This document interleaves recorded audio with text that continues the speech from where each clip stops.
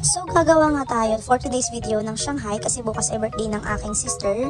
Ka-20th birthday niya and... Uy, mali! 19th birthday lang pala. Siyempre, pag mga Pinoy, mawala ng ibang handa, wag lang ang Shanghai, be.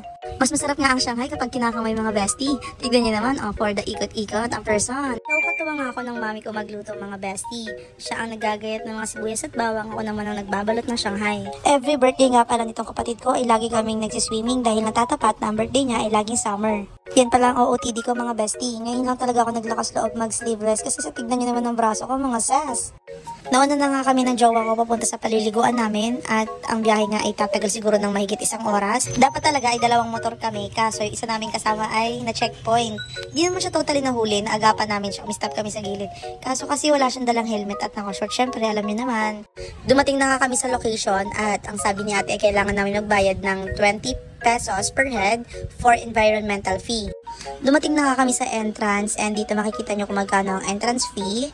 Ayan, ang kids ay 50, ang adult ay 100, senior or PWD 80 pesos. Nakalagay nga din sa kanila na no pets allowed and strictly no refund. At waiting na nga lang kami sa ticket naming dalawa para makapasok. Pagkagaling nyo nga doon, medyo maglalakad pa kayo ng 2 to 3 minutes before kayo makarating sa mismong location.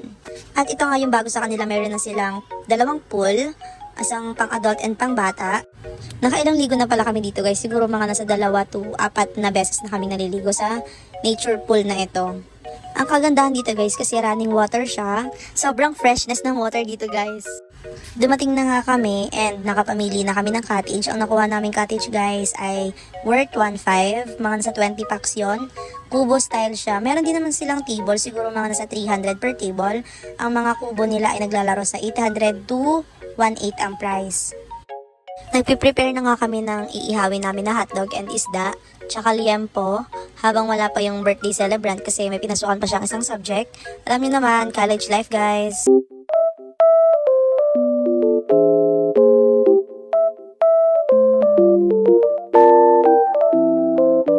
Happy birthday to you.